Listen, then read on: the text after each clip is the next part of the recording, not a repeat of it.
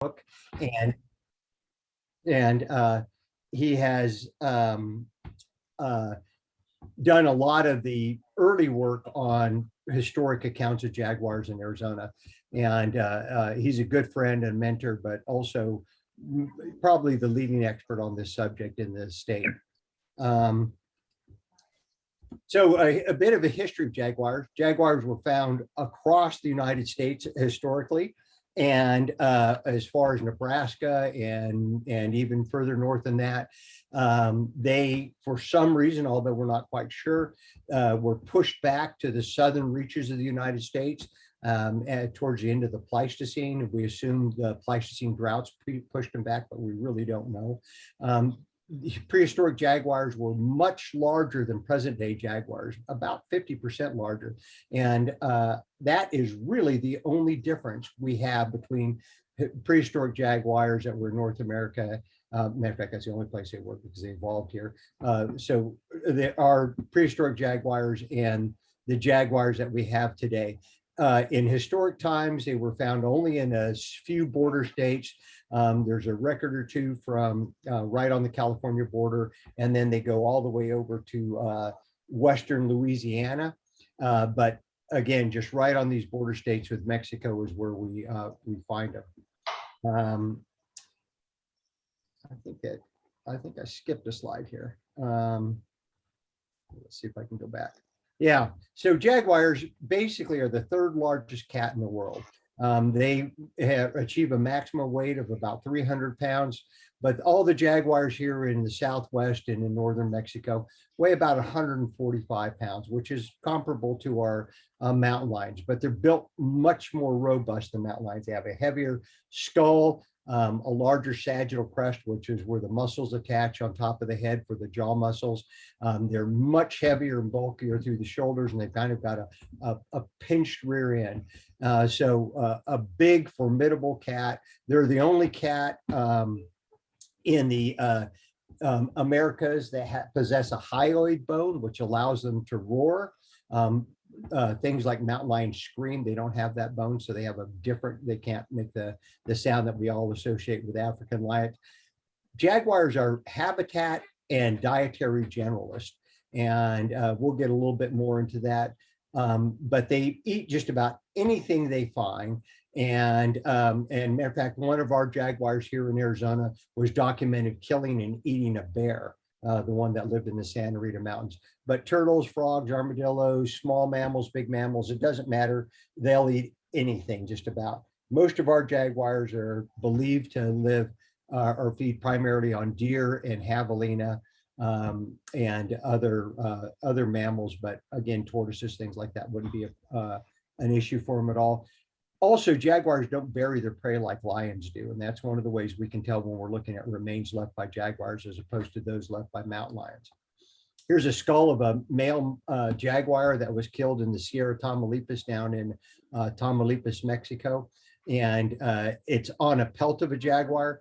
And you'll notice that the spots are in fact rosettes. So you've got a dark outline or border on the spot, and then you'll notice there's little dots and marks inside of those. And those dots and marks inside of the rosette are unique. They're like fingerprints.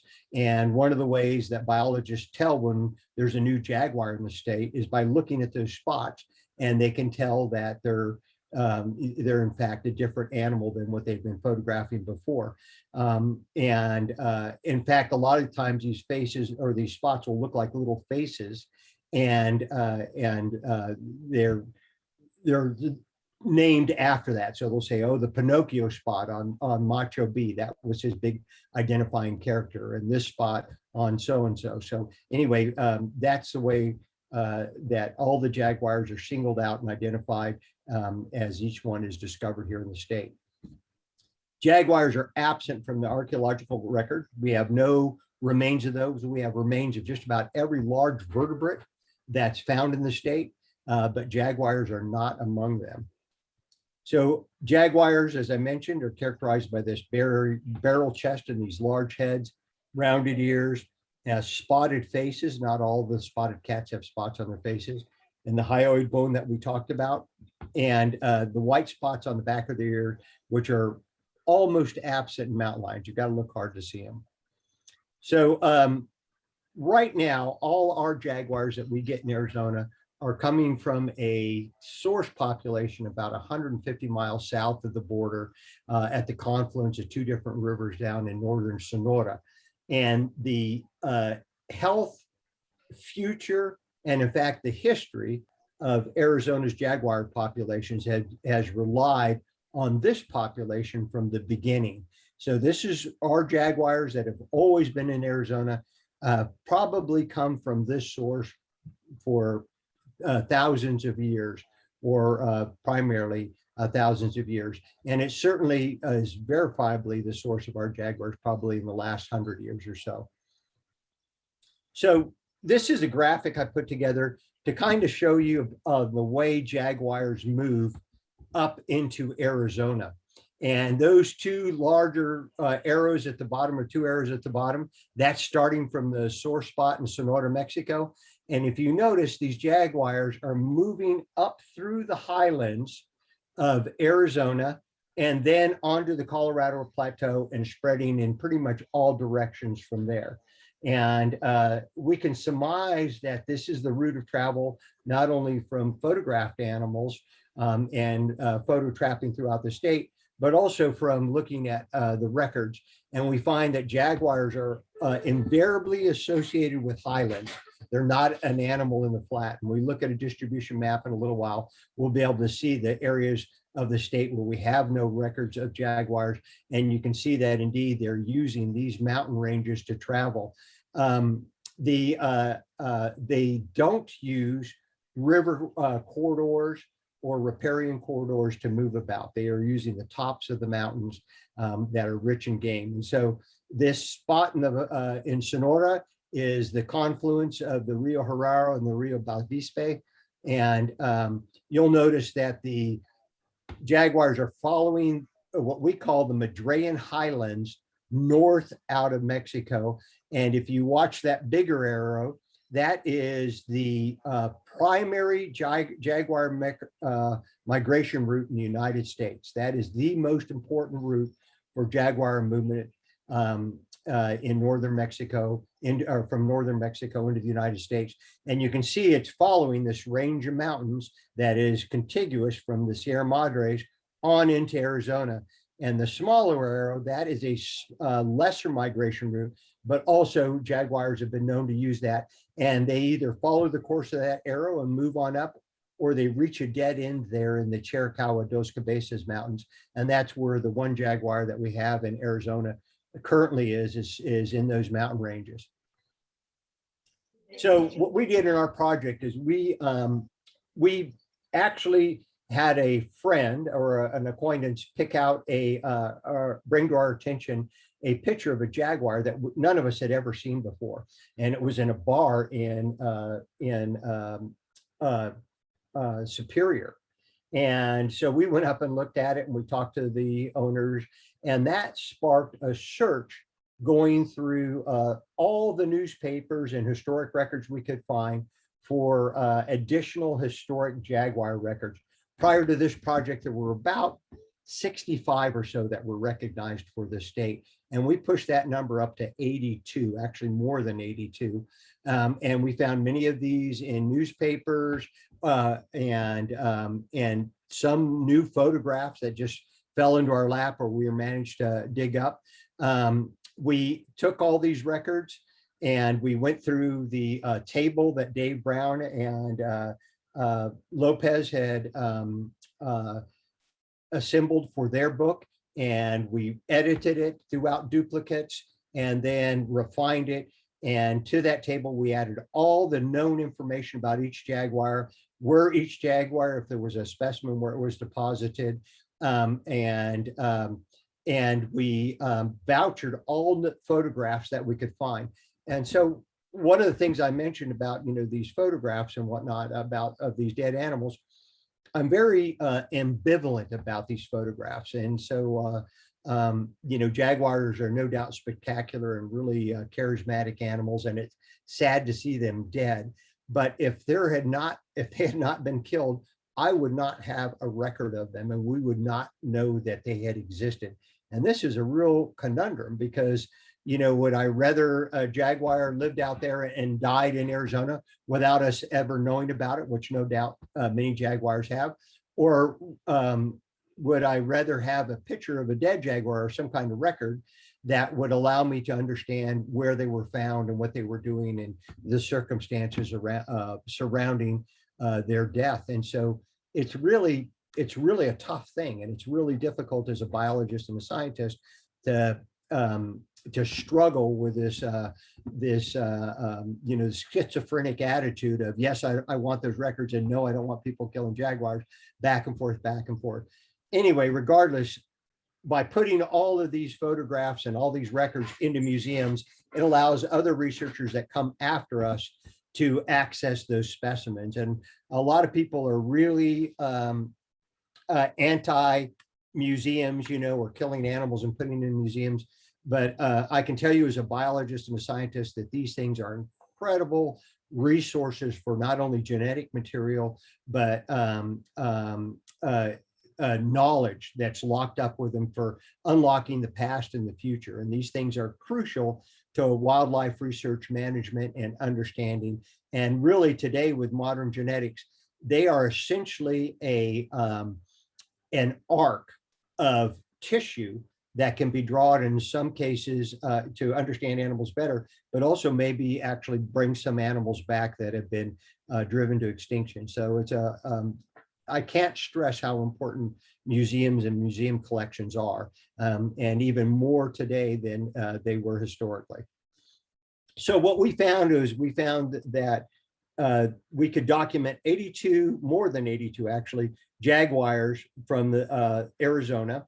And 26 of these were represented by photos or physical remains. They were often reported in newspaper articles as the first of their kind, or the first ever killed in the area. They were also thought to be released animals. They were unusual enough that they were said, oh, this must have escaped from a menagerie, or one way or another. And you see that again and again. The earliest Jaguar record from Arizona is 1858. And that is a bit debatable because in 1826, James Ohio Patty recorded a Jaguar on the lower Colorado River. And we believe that animal was in the Delta area, but it may not have been. But since we concentrated on animals that were killed in Arizona, as opposed to animals that were just sighted in Arizona, we don't use that in our records.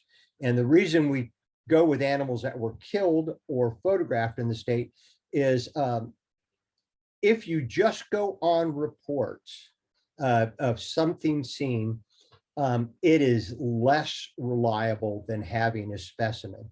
And so think of Bigfoot, think of Loch Ness Monster, think of whatever other mythical creature you want to embrace. Plenty of reports of those things. People talk about them all the time, but have you seen a really good photograph, or is there any specimen in a museum of the Loch Ness Monster or Bigfoot? No, no remains whatsoever. So having those remains or some kind of physical evidence, and in some cases, this is just a good, reliable newspaper article, that's the best we could come up with. That was the best, most reliable information that we could cobble together for this kind of research. Sex was provided for 24 animals, and so most of them we have no sex. It just says a Jaguar was killed. The latest or the last naturally occurring female is 1949, and this is incredibly important because you will see 1963 used again and again and again, and that is actually an erroneous date. And some of the information that we found in this report, we dismissed 2 Jaguars, and one of them was the last female killed. And I'll go into that a little bit later. 7 subadult Jaguars were found. 14 Jaguars were reported in multiples or as pairs with no sex given. And that's important because that shows that animals were in groups, and the only way you have groups of Jaguars is breeding or sexual pairs. So it was a female with cubs, it was siblings, or it was a male or female, because jaguars are solitary, just like mountain lions. And the only time you see them together is when there's breeding going on. 6 jaguars were photographed between 96 and 2016. And half of these were seen by hunters that were pursuing mountain lions. So actually that is a good source of data for us. And most of these many of these jaguars were detected on trail cameras. And as I mentioned in the next line there, jaguars have been reported during every month of the year in every county except for La Paz, Apache, Yuma, and Mojave. Apache is surprising because that has a lot of good jaguar habitat in it, but somehow we just don't have a record from there. And 61% were within 81 miles of the US-Mexican border. So what we found, we're able to deduce from our work, is that Arizona supported a thinly, widely dispersed population of breeding jaguars. So there were never a lot of animals. 3 females were reported with kittens. And so there was reproduction going on. 2 pairs of jaguars were reported with no sex given. So there were 2 animals killed together, 2 pairs killed together. 7 females were reported from Arizona, but total females is likely closer to 10. And that'd be implied from the animals that are traveling in pairs or things like that, though we can't really know this. Before about statehood, actually, the reports of multiple jaguars together ceased. And that may be an indication of a dropping, well, it's no doubt a population or an indication of a dropping population of jaguars, but it also could probably show a decrease in breeding activity. After statehood, 2 small jaguars were killed. And so one could construe these as being either animals that were born in the state, but they're actually much more likely dispersing animals out of Mexico. And so, as I mentioned, the female in 1963 and a male that was killed shortly after that, just a month or 2 after that, in 64. These were thought to be naturally occurring jaguars, but we were able to find a gentleman that had worked with this scoundrel, this guy called Proc, who was a guide, and he would actually capture jaguars in Belize and drag them all the way up to Arizona and then release them so he could, people with a lot of money would pay to hunt them. And these 2 jaguars were released and up in the White Mountains, and they were killed within 3 months of being released. Both of the cats were, or nearly 3 months, 3 and 4 months. And so that really threw a monkey wrench in a lot of what, or not a lot of what we knew, but the preconceived notions that female, or the notion that females were present in Arizona much longer or much later than they actually were. So again, that the next naturally occurring female was 1949. And then the one before that was 1932. So like I said, this was a real interesting turn of the worm.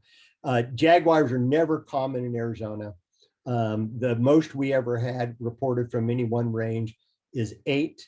And jaguars pop up in those mountain ranges where we've got the most records about every 15 years, one will pop up there in those ranges.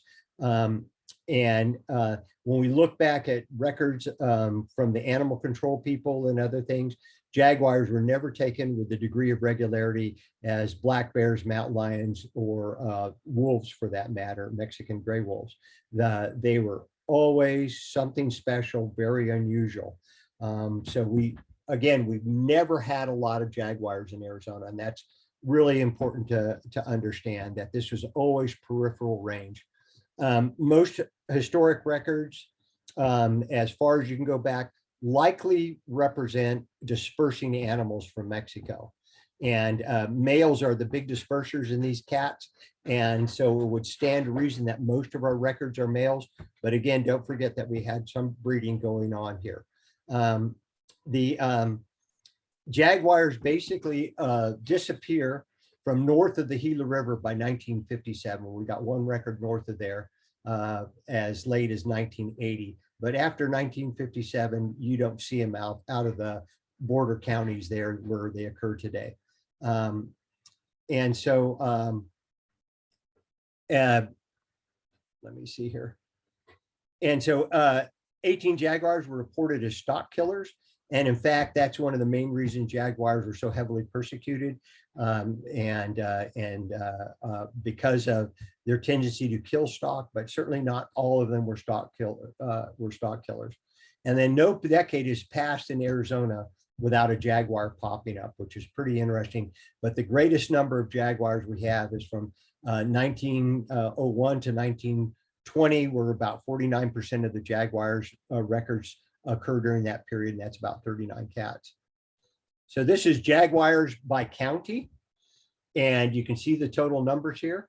With Pima with the most, but Pima is a big county, and that more than 18 jaguars comes from a report that says that from the early 1900s, where it says that Dr. So-and-so knows of several cats having been killed on the Tohono O'odham Reservation. They called it the Papago Reservation there, by Indian hunters, but doesn't know any more details. And so we assigned that number 2 to be conservative to the whole number or count of jaguars, but or that record as we assigned to, but who knows how many cats they're actually talking about. So jaguars known from Arizona, as I mentioned, most of them are males, and again, female not seen since 48. This is what jaguar habitat looks like in Arizona, and in fact, over much of Mexico. And this is very nice Madrean oak woodland. Those are all live oaks in there, and there's mesquites mixed in and a variety of other shrubs. So these are basically Sky Island type of habitats, and that's where almost all of our jaguar records occur. About 60% of them occur in this type of habitat. So if this is every known jaguar record in the state, and it's plotted on a map. The different colored maps mark periods of time of about 20 years, 20-year periods. And you can see that they're clustered along the border there, which makes sense because these, again, are cats that are migrating north out of Mexico. But you'll notice there's several records up near the Grand Canyon. And there's a female with 2 kittens killed there. And interesting, most of the records of females we have with kittens are from Coconino County, which is kind of fascinating. So again, that supports the idea that jaguars were breeding here in Arizona. And then you'll notice that 1912 record where 2 cats were killed together. And again, that could only be a sexual pair or siblings, or a female with cubs. So, and if we look at the Cochise, part of Pima, and Santa Cruz County, you can see all the records in here. And each one of these dots does not represent a single animal. You will notice that after some of these numbers, you will see a number 2, or if you look over in the Chiricahuas, 1906, there's a female with 2 cubs. And so these are, these dots may represent more than one animal. Where we know the sex, I put the sex is either male or female near it. And you'll notice again that the majority of records we have where the sex is given, it's male. So about 60%, more than 60% of all known jaguar records are in these 3 counties right here. This is a chart showing jaguar occurrence by decade. And you'll notice again, 1901 to 1910, there were 20 jaguars. And if we combined at 1901 and that 1910 and 1911 and 1920, we end up with 31 or 39 jaguars during those 2 decades.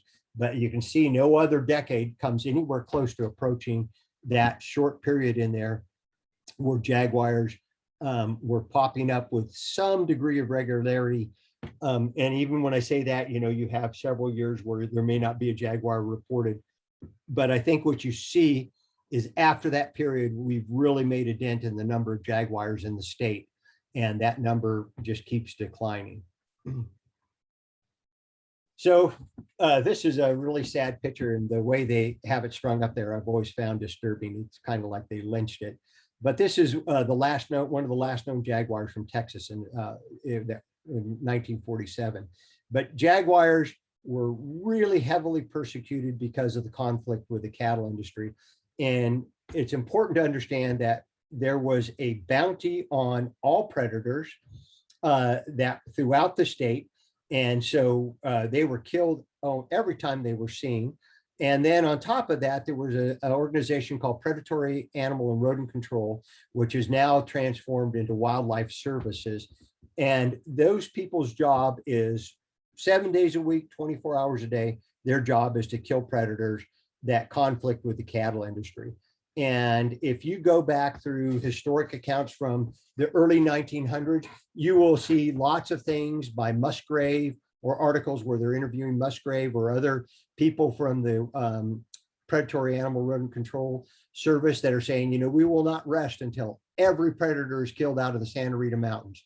Or, and you look at other records and they'll say, there's 2 big bears, meaning grizzly bears, left in the White Mountains, and both of those are stock killers. And so their job was to kill these animals, and they were good at it, and that's all they did. That was their sole job. So things like wolves, jaguars that were not as abundant or were easy to trap, their numbers, grizzly bears, their numbers declined very rapidly, and they were extirpated largely due to the efforts of this governmental agency. So what we're going to do here is I'm going to remove jaguars from the state in 20-year increments. And I want you to notice how these jaguar records basically retreat from more or less thinly scattered across 2/3 of the eastern part of the state and retreat back to the southeast corner of the state. Notice that, again, there's no jaguar records in the dry deserts to the west and the big plateau in the northeast part of the state. That's all too open, too flat, not what jaguars like. And if you look at these jaguar records, you can see basically they're all along these mountainous highland areas, the Colorado Plateau, basically up to the Grand Canyon and through that high country there, and then all through these Madrean highlands to the southeast. So we're going to start, and we're going to just eliminate jaguars at 20-year periods, and you can see what happens as time progresses. So we lose 10 jaguars in that period. We lose 20 jaguars in that period. 19 jaguars in this period. Lose 8 jaguars in this period. You can see already, look at that, down from pretty much north of the Colorado Plateau by 1920. By 1950, 51, again, very few jaguars in the state. 1961, jaguars are gone from the Colorado Plateau, except for this one odd record in 1980. And then we lose that in 1981. And you can see that all the records that we have for jaguars after 1980 basically are confined to the places where they've all been known recently. And we keep moving along, and we lose jaguar after jaguar. And so till we go to current record today, which is the single jaguar that's there in the Dos Cabezas, Chiricahuas, Swiss Helms, that whole mountain range complex in southeastern Arizona. So that's our last cat that's extant. So here's an example of an article that we found. And so even though we had records of some of these jaguars, we didn't have the details of them because we didn't possess the newspaper articles. So this was all very edifying for someone like me that knew about these jaguar records, but had never seen the details surrounding them. And this is a jaguar killed in 1890 in Greenback Valley, basically, so north of Roosevelt Lake. And you can see that it was brought to the post office where it was put on exhibition. And this jaguar was actually reported to be one of a pair of jaguars or two cats that were together. You'll notice also that they call it a leopard. And that's one of the things when we were searching for the animals, it says undoubtedly a jaguar or a resembling a leopard. Well, a lot of them just call them North American or Mexican leopards or El Tigre or things like that. So we had to use many search words to ferret out these articles. This is a new record that we found that was buried in Arizona Weekly Minor Journal out of and Coconino Sun. And all it is this little snippet, and you can see the little lines pointing to that one little section there. It says a beautiful hide of a jaguar recently killed by P.F. White will be disposed of to someone this evening at the Owl Saloon. A bearskin will also be awarded to someone on these same at the same place. And that's it. And then lo and behold, the jaguars killed in 1927 in the same mountain range, and they mentioned this cat that was killed, many years earlier. And so we have it in two widely dispersed articles, but pretty fascinating. And these little short records like this, I want more. I would love to know more about it, but this is as good as it gets oftentimes. Here's the only jaguar known from the Pinalino Mountains. And this was a new record that we found. And you can see that a trapper sold the skin to another soldier for $30. And in another article, they talk about this cat potentially being an animal that got loose from a train accident in New Mexico. I looked up the information on that train accident, and there were no circus animals or menagerie animals that were reported in that train accident. So no doubt this is a naturally occurring jaguar, but again, the only one from the Grand Mountains. And the Grand Mountains are one of a few mountain ranges that look really super, or the Pinalinos, super habitat for jaguars, but don't have any or have very few records. And those include the Grams, that includes the Huachucas, only one record from a jaguar there, and a couple of those other ranges. And I think what happens with these ranges is that even though they're great habitat, they're surrounded by vast tracts of open flat country, which again, jaguars don't like. They're traveling the mountain ridges, so it's difficult for them to get there. So this is the photograph that spurred this whole research project. And this is Manuel Guzman with a jaguar that was killed at Rivas Ranch back then it was known as Bloomerville in 1901. And this picture is taken in 1902. And you can look it up at University of Arizona under that number there, where we deposited a photograph or that photograph in the museum again, so other researchers can look at for it. I think this is a spectacular photograph of Mr. Guzman all dressed to the nines there. Obviously very proud of his unusual kill. And here's the articles that we see in the newspaper that support this photograph. And we were often able to find both articles and photographs that supported each other. Which again, interesting, this is what the article looks like. Again, a very small little snippet in there that says Manuel Guzman killed a jaguar in the Superstition Mountains near Bloomerville recently. Brought the skin to town this week. The jaguar is a beautifully spotted black and yellow creature and is extraordinarily rare in Arizona, though quite plentiful in some portions of Mexico. The supervisor paid Manuel a bounty of $20, and this is out of the Florence Tribune. In that same newspaper, where we looked up Manuel Guzman, lo and behold, we find another jaguar that was unknown historically. And you'll notice it's George Lobb was paid $20 for jaguar scalp. That's all we've got. And it was just in a list of payouts, county payouts for that period of time. So again, like to know where that was killed in Pima County or Pinal County. I'd like to know all kinds of details about it, but they're just not there. We'll never find them, I'm sure. This is one of the best known pictures of a jaguar, and this is little Carrie Brown sitting on top of a very large male jaguar. Look at the size of the head and the shoulders and just how big that animal is. And this jaguar was killed by Tomas Garcia in the Recon Mountains in 1902.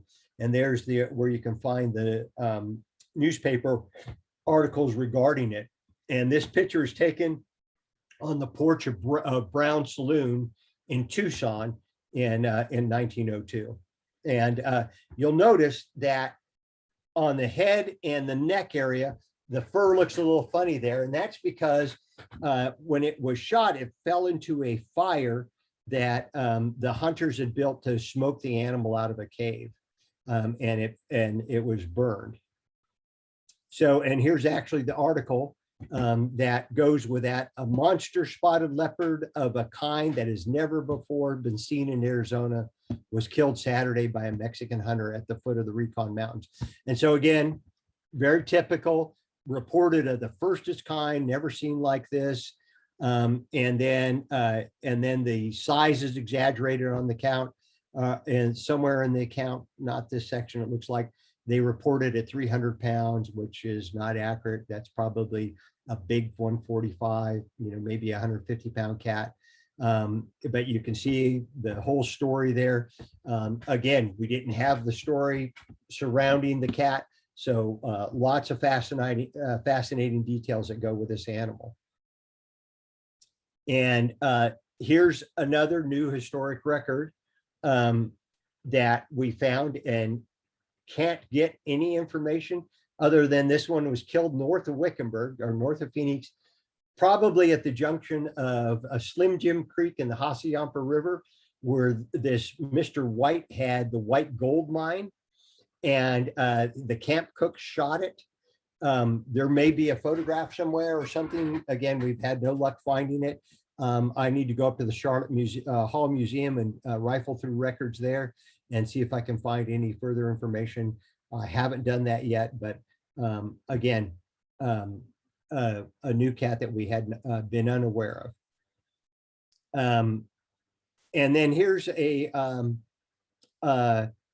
another new historic record that we came across. And again, a jaguar killed by some Indian hunters in the Babb Mountain and bought by this Mr. Rebel, and it was displayed in his store. And the animal is reported to have killed a large number of young calves and colts. Oftentimes, again, short and sweet, not much information there, hard to find anything additional. Here's another new historic record that we found, and this was quite interesting. This was killed by a guy named Joe Hobbs in Burrow Creek in Yavapai County.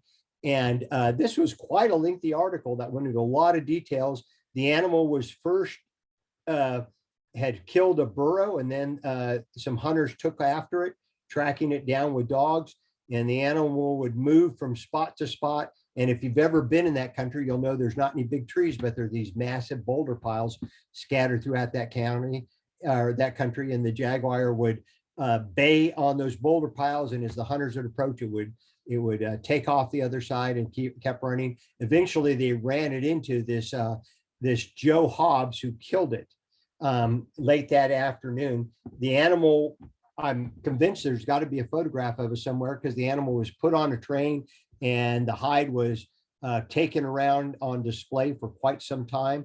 But I've yet to be able to find anything about that cat or anything additional in the regards to photographs. This is a record of one of the few very rare records, or one of the handful of records of females with kittens. And this is a really sad story. These hunters find it in the backcountry of the Chiricahuas. They kill the mother, they take the kittens into Bisbee to sell them. And you can see the quote there: snarling, fighting, and frantic in their efforts to break through the wooden cage in which they were held captive. 2 tigers were offered for sale by 2 Mexicans in Bisbee during the greater part of yesterday. To capture the pups, the Mexicans had to shoot the mother tiger, who was discovered guarding her young in a lonely part of the Chiricahua Mountains. And there's a lot more in that article, but heartbreaking, but it gives us another record, an important record showing confirming breeding in the state. Although again, very, very rare. This was a picture of a jaguar pelt, a very poor one, mind you. It can be found in the Historical Society archives, and then it was published in this book by Billingsley in 1971 about the Grand Canyon area. And then we actually found an article, again, we didn't know an article existed, about just Changapa and Supai Indian hunters who track this leopard, as they call it, through the snow. And in the process, it kills 2 horses, although we don't have any details on exactly what happened there. They managed to kill the animal, and then it is bought. And this is where the picture's taken of the hide, and we're not sure where the remains go from there. This is actually one of the best documented jaguars in Arizona till the 1912 in Bonita Canyon in the Chiricahua Mountains by John Hands. We have newspaper articles, we have a photograph of the pelt here, or the rug that was made of it, and we have both literature and books and newspaper articles documenting this cat. So this one kind of checks every box that we need to confirm this cat. Here's the actual remains of that pelt today at the University of Arizona Museum. They're working to restore it, but you can see just what bad shape it's in. And that's because it was actually pulled from a dump and brought in. Somebody recognized that it was important and brought it in and gave it to the museum because it had actually been thrown away. And the problem with these things is they get in, you know, if they're kept out of a museum, they're never properly curated and they are lost to science forever. So an important animal. Skull is obviously in that mount there. You can see by the teeth, you can see the upper mandible there and pieces of the lower mandible. And so if nothing else, that skull can be salvaged as a voucher of this occurrence of this cat. This is another new historic record. This picture was brought into the Arizona Game and Fish Department in Tucson and left with no information. And I had a dickens of a time figuring out what it was and what were the details on it. But I ended up talking to an old timer who was 97 years old in a rest home in Tucson when I finally caught up with him and interviewed him. And he was best friends with Joe Kai, who killed this jaguar in 1960 in the Santa Rita Mountains in Temporal Canyon. He was quite a character, this guy, but he had not a lot of details other than the jaguar killed a dog while these gentlemen were deer hunting, and they shot the jaguar in return. This was another new historic record about the Kaplan boys catching a jaguar in a trap in Canela del Oro in the Santa Catalina Mountains. They'd set the trap and then they found it dead several days later. But again, an important record. Notice the jaguar measuring 11 feet long and a head foot across. So obvious exaggerations. 11 may be a mistranscription of 7-foot jaguar with 7-11 sounding. And I think that's probably likely, but foot across for the head is not likely to be the case. And so oftentimes these accounts were exaggerated. Try to figure. Pardon? Were exaggerated, but not. All the basic information you need for a good record is there. This is another new historic record that we found, and this was in a newspaper, an article about a hide sale from the government trappers. And this is a jaguar that was killed in the Santa Ritas in 1919. There's another jaguar that was killed a few months later by a government hunter in the Santa Ritas, and there was a good deal of confusion, but eventually we sorted them out and realized that this was a different animal, and that animal that was killed by the other hunter is actually in a museum. This animal was just purchased privately by somebody. That little thing to the left of the pelt there on the pole is probably the skull, although it's hard to tell because the quality of the photograph from the newspaper is so poor. I'm basically going to show you every photograph we've got of a jaguar from Arizona. So this is one from the Recon Valley, killed in 1922. This is the type specimen of the jaguar from Arizona. So this is the first one that makes it into a museum, really. And notice that pelt and the shape of that skull compared to the one we looked at from 1912. This is why museums are so important.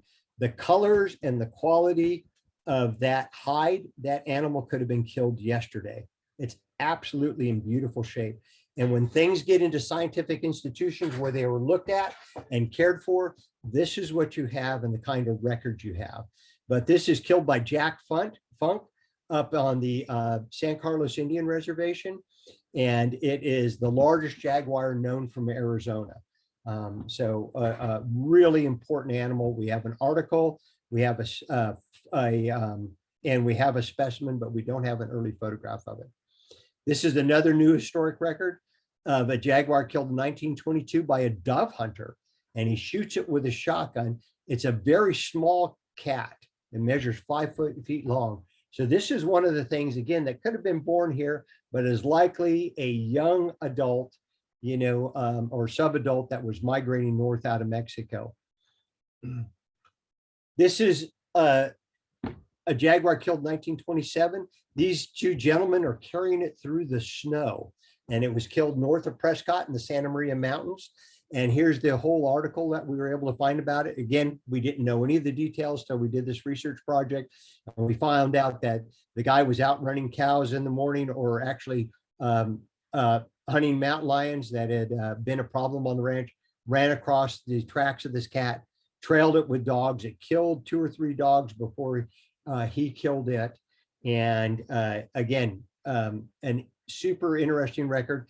And it also mentions the jaguar killed that was sold at the Owl Saloon in Prescott.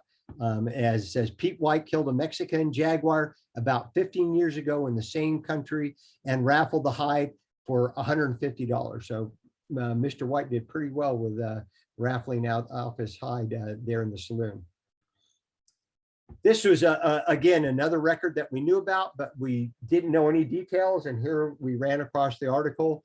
You can see it called American Leopard. This was in the Sandtank Mountains. So one of the 3 records from Maricopa County. This is Frank Colcord's jaguar from 1933 from the Patagonia Mountains. You can see, and again, a big male and cat there, a big, robust animal. This is the Red Harris jaguar that was killed in the Pajarito Atascosa Mountains in Ramamote Canyon in 1939 by a government trapper, again, Red Harris. And you can see, again, what a big, robust, heavy animal is. Notice how much, or think about how much bigger the heads are of jaguars than mountain lions of similar size. Mountain lions have very small heads. Jaguars have huge heads on them. Here's the article, another article about this cat that caused a lot of confusion for us because it gives a different year, 1940, and it gives some other details that we didn't have. And so we had to do some sleuthing to figure out that cat that you saw in the picture before and this cat mentioned in this article are actually the same animal. This is another new historic record. Somebody sent this pelt in to the Game and Fish Department, and it ends up being a jaguar that was killed in the vicinity of Douglas sometime between 1945 and 53. And that's all we know about it. And that this family had had it for many, many years and decided it ought to go someplace important. We sent it off to the National Museum right away with a letter from the folks that explained the provenance of the cat, but still we'll never know any details. Presumably killed in, probably the Chiricahua Mountains or somewhere thereabouts. So this is the last female that naturally occurred in Arizona. and she was killed down in Pima County, actually just north of Santa Cruz County, by Walter Noon. And so this is the last female, as far as we know, that was killed in the United States. It's not a big cat, but the females are smaller than the males.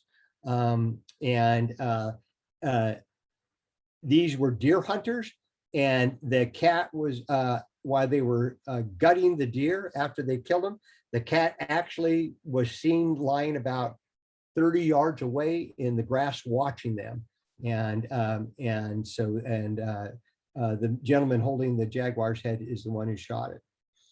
This is jaguar killed in Cherokee Mountains in 1961 in the Total Wreck mine.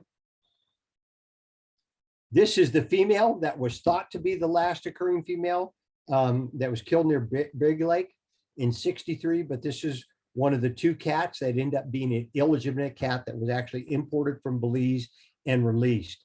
And this is the male that was released with it. What's important about these two cats is these cats were released about somewhere between 3 and 5 months before they were killed. Look how robust and healthy that cat is that this gentleman's holding, Mr. Culebreath, this government trapper. This shows, again, that these animals were drugged all the way from Belize, released in Arizona at 9,000 feet. So they went from tropical evergreen forest, rainforest, up to snow country, were released, and these animals were able to survive, find prey, and do just fine, make their way there. So again, jaguars are very plastic in both habitats they occupy and the prey they eat, and they're very adaptable. So there's been a lot of talk about releasing jaguars, and if they release jaguars, they would likely do very well, and this underscores that. This is the last legally killed jaguar in 1963 out of the Patagonia Mountains. This is that small male, weighed about 80 pounds. So again, could have been a young dispersing male, could have been the last jaguar born in Arizona. We'll never know. This is a skull of a jaguar found in 1965 or about 68, I think it was, on the San Carlos Indian Reservation. So just a pickup head, but a neat, an animal, again, that went up there, probably lived its life and just died as an old cat. This was the first jaguar killed after they were protected. This gentleman was a boy that of about 14 or 15 at the time, and him and his friend ran across this cat while they were duck hunting just along Santa Cruz, just out of Nogales. The jaguar was an overhang and snarled at him. They shot it. It was a big court case and a big hullabaloo and a stink. They were eventually acquitted because they thought their lives were in danger. And this is the only jaguar, native Arizona jaguar, or naturally occurring jaguar from Arizona that is in a private collection right now that we know of. And hopefully we can get Mr. Farley to agree to, when he gets old, and to send that to the National Museum where it can be watched after and cared for. This was the clump jaguar killed in 1986 out of the Dos Cabezas. This was a huge case. It was the case that actually made everybody realize that even though jaguars were listed as an endangered species in Mexico, they were not listed as an endangered species in Arizona. And that was a huge mistake, because this jaguar was killed and it could not be prosecuted under the Endangered Species Act. And so this was a big thing that the Arizona Game and Fish Department and U.S. Fish and Wildlife worked on, trying to prosecute this case. And ultimately, the man was not prosecuted for killing the jaguar, but he was gotten under other wildlife violations. This is the first jaguar found in Arizona that was not killed. And this is the one that Warner Glenn found in 1996 in the Palacio Mountains. And he wrote a nice little book about it called Eyes of Fire. I highly recommend it. This is one of the pictures. He was a rancher and a houndsman. His dog, he thought he was trailing a mountain lion. They treed this jaguar. He took photos of it and let it go. Here's another picture of it. Just spectacular. This, a few months later, Jack Childs trees a jaguar in the Babb, and this jaguar ends up being Macho B. This picture of him, he's probably just a young 3-year-old cat, and he lived for 16 years or so, to be 16 years old or so here in Arizona before he died.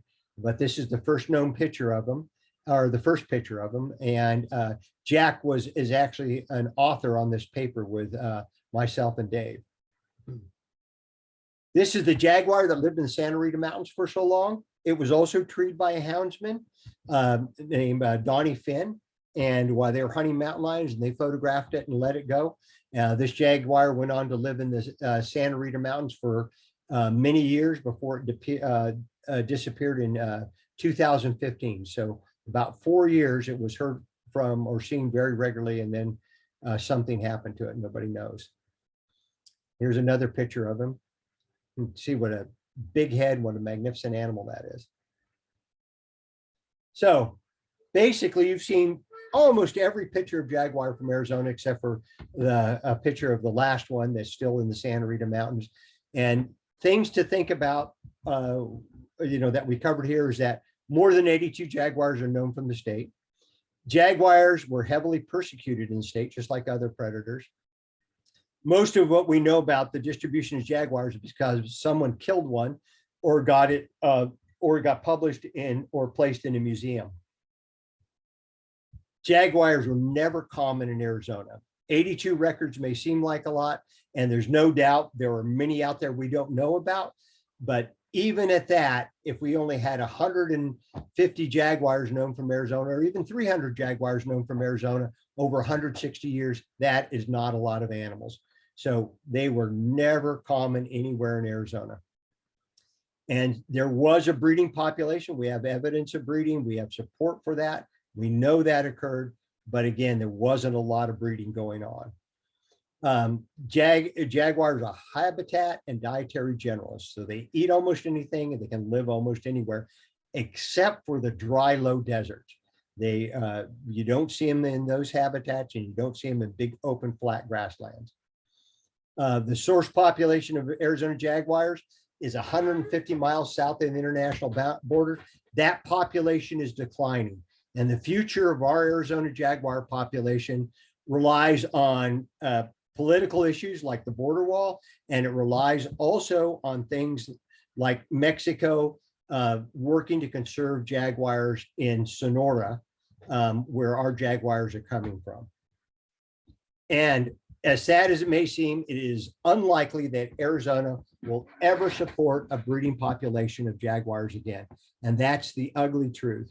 So when we look at critical habitat for jaguars in southern Arizona and the proposals for critical habitat that you've been seeing lately in the newspapers across the Colorado Plateau and the high country, yes, there were jaguars up there, and yes, there were even jaguars breeding up there, but making that critical habitat will not do anything for recovering jaguar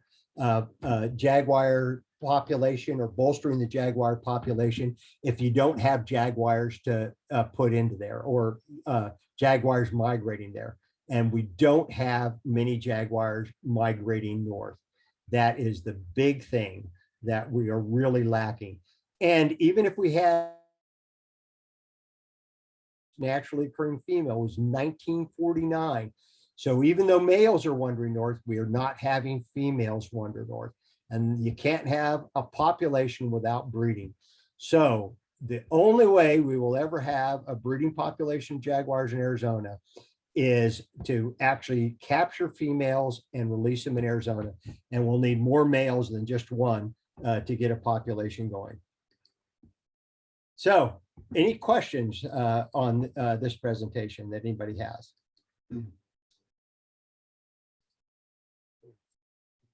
You can feel free to unmute yourself to ask questions, or, oh, somebody did put one in the chat. What are your thoughts about bringing in jaguars from Belize? Well, my druthers would be that we get jaguars from a source that is closest to the genetics of what we had. And so ideally, if you were going to put jaguars in Arizona, you'd want them from Sonora. But I don't know about, there's been genetic work on jaguars.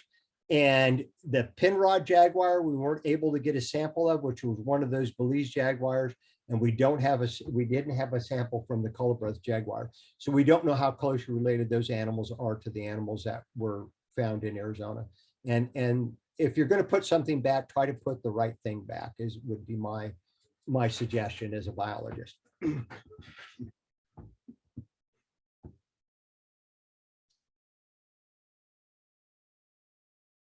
She has another question. Does a conservation area for jaguars exist in northern Sonora? Yes, there is, but jaguars are still being heavily persecuted. So you remember the jaguar that was seen in 2016 in the Huachuca Mountains. That animal was killed several months later in Sonora, Mexico. The Warner Glen jaguar, we've got pretty good intelligence that that jaguar was killed in Sonora or Chihuahua shortly after it was sighted by Warner Glen or seen. We've got reports of a couple other jaguars like Macho A that was likely killed in Sonora. So you really got to get a stronger conservation ethic going there, and maybe some governmental programs, because these ranchers are trying to protect their cattle. And I think even though they're not intending to kill jaguars, they're ending up killing them when they're setting out traps for mountain lions and things like that. So you got to work those problems out if we're ever going to have jaguars again naturally occurring in Arizona. All right. Well, Kathleen has another question. What is the role of the Sky Island Alliance regarding jaguars? I think the Sky Island Alliance, is a good conservation organization, and they're very keen about jaguars and jaguar conservation.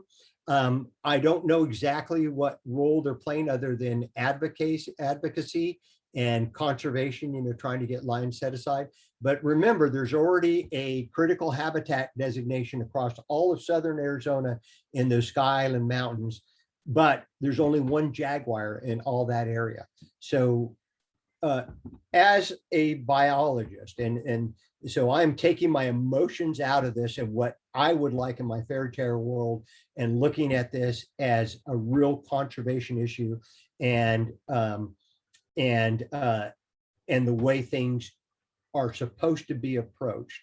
And critical habitat is designated to help recover a species. And so having critical habitat in southern Arizona does nothing for the species in Sonora, and that's where our jaguars come from. And so shy of us putting females into southern Arizona and some more males within critical habitat, that for me, that was not the way we should be doing things, because even though it's setting side land and it's well-intentioned, it's not doing what it's supposed to be. And when we designate critical habitat that is meaningless, when we need to designate it later, it is much more difficult to do. It's like a cry wolf kind of thing.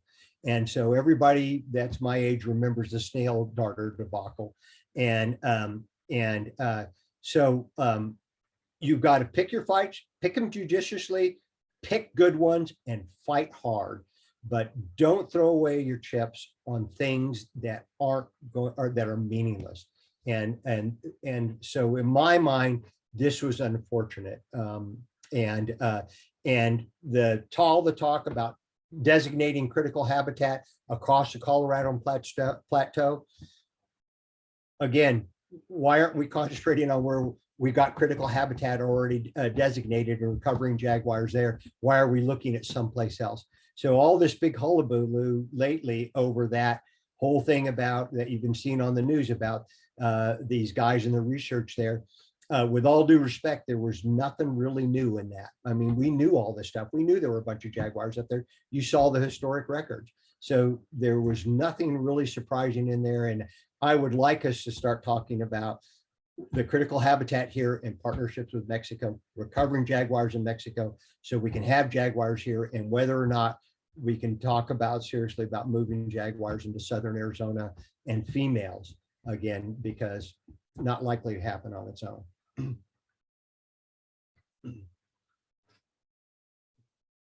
Thanks. Anybody else have any other questions? You can unmute or put it in the chat.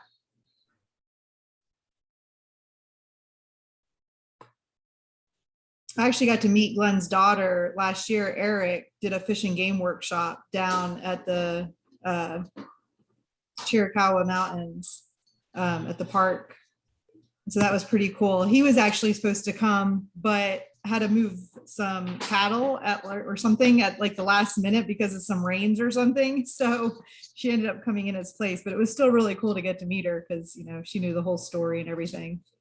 It's a very rich history, and you can see by those wonderful photographs that we've got some remarkable information on jaguars in those things. And one of the things I'm debating on, well, I'm actually working on, I guess, is I'm going to compile all those into a book, and so everybody can actually read the stories surrounding these cats for everything we've got information on. And so starting to work on that. I don't know when I'll get it done, but basically the presentation I presented to you, that will be published this month in Arizona Nevada Academy of Sciences, which is a peer-reviewed scientific journal. So everybody will have access about it. And so you will continue to hear that 1963 female date thrown out until this paper comes out. And then you will see everybody revising their numbers. Our goal was to have a baseline foundation that everybody could work from. So it's a big level playing field. All the conservation organizations, all the biologists will have the same information now, and we can make intelligent, informed decisions based on history. And so that was our goal with this paper. Yeah, I really liked all those historical articles. So did Amy.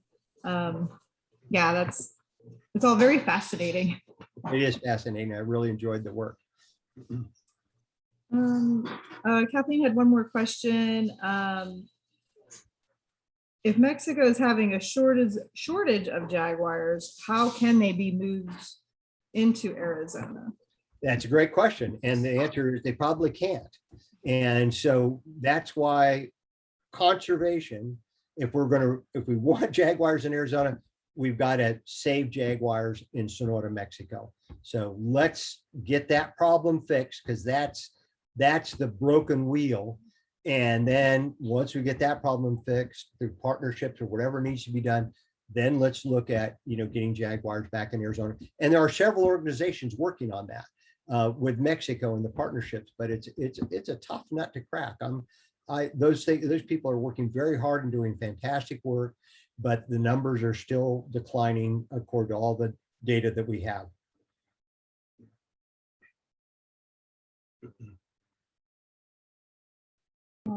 All right. I don't think there's any more questions. Where did you say that article was going to be posted? Did you say it'll be a paper, and it'll be in the Arizona Nevada Academy of Sciences.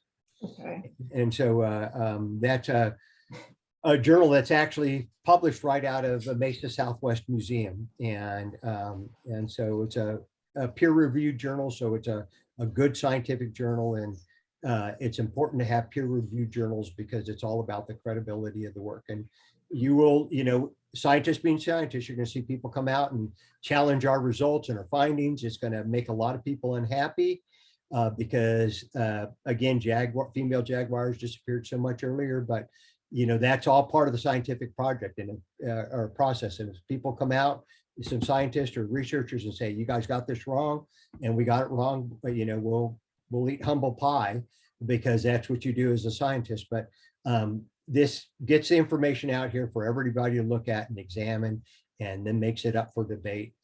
We worked very hard to make this as rigorous and as airtight a paper as we could. You always make mistakes. It's impossible to not make a mistake. So I know there's an error or two in there, but I'll be dogged if I can find it. We just submitted the final version of that to the editor about a week ago. So you guys have the latest, most up-to-date version of that. Great. Well, thank you so much. We appreciate you coming to speak to us tonight. I know I love learning about jaguars. So. They're pretty wonderful. Thanks for having me. It was a real pleasure. Thanks. Okay. Bye-bye. Bye. Yeah.